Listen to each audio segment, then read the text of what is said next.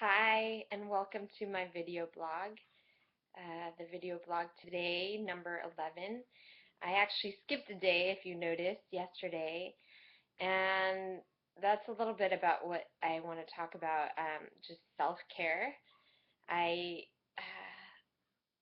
I spent a week away from home, and I go to school in Santa Barbara, so I live in San Diego, and I spend, usually it's 2 or 3 days in Santa Barbara for school, but this time it was 10 days. I mean, 7 days.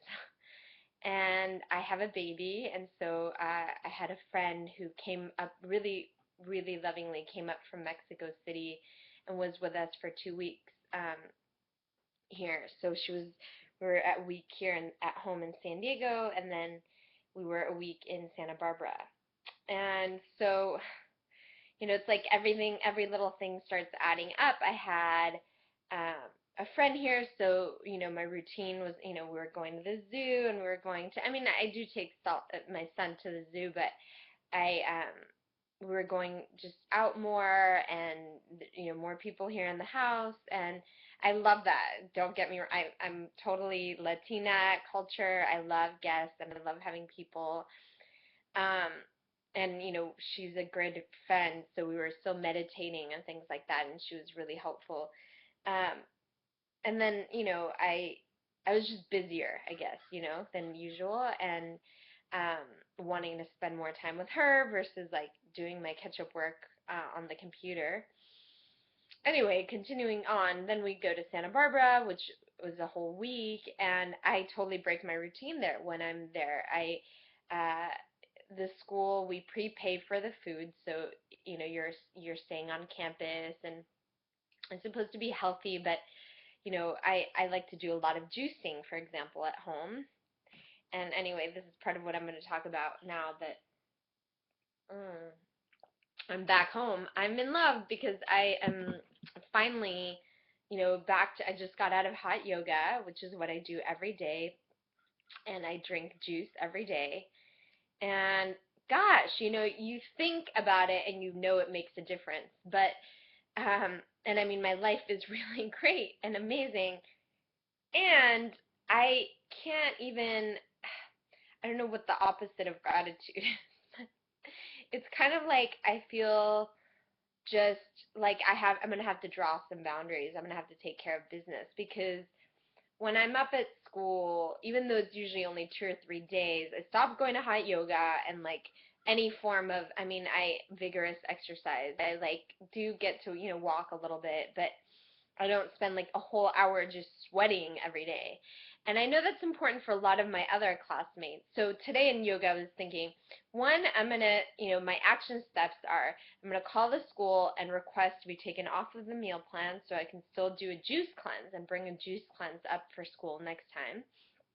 And two, I'm going to suggest that during the hour that people go get breakfast right before class starts, that yoga be offered.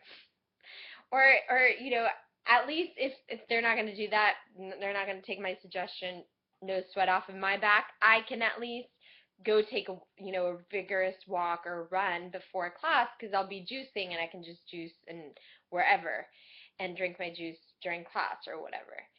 So, and even at lunch I can then go for another walk, or so it's like I'm still taking care of myself, because what I notice is that it's like my paperwork is piled up.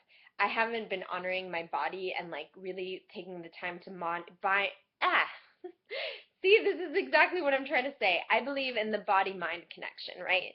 So when you don't have that union of opposites of like the body mind like interacting and catching up with one another, it's like the body starts to like hold on to stuff, and it's like, we haven't looked at this, Tanya, we haven't looked at that, we haven't looked at this, where should I put it? And it's not even, for me, it's like not even about like seriously the vain thing about like gaining weight, whatever. It's like I feel icky. I feel just like not quite clear, and like there's stuff I'm falling behind on. Like that feeling when you have like files to still look at. Anyway, so this is totally the up and coming thing. I know that my practice is on the edge of psychology, in the sense of the body mind connection. Scientific studies are coming out. Deepak Chopra talks about it a lot, but there's, I mean, Louise Hay, numerous authors that are academic and doing research out there. I'm not dissing Deepak Chopra or Louise Hay. I come from a more academic uh, background, but um, anyways, so really part of what I have a page in Spanish called En Casa con Tania, and I think I should put this up probably there too in Spanish.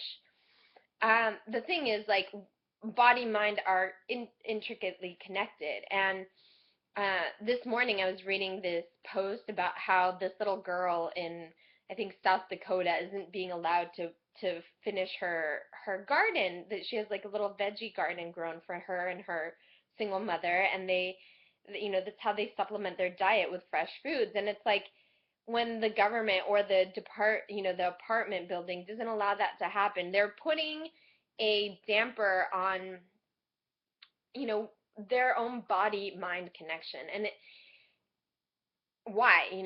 I liked how this article called it. It's like a power trip. Like, no, we can tell you no. We have that power. And it's like, dude, like, seriously, don't you want people's health and like well-being? Like, I would hope that you do. And hopefully these people are just being ignorant, and with a few calls from people, concerned citizens, they'll turn this around. But I mean, I think we, holy shit.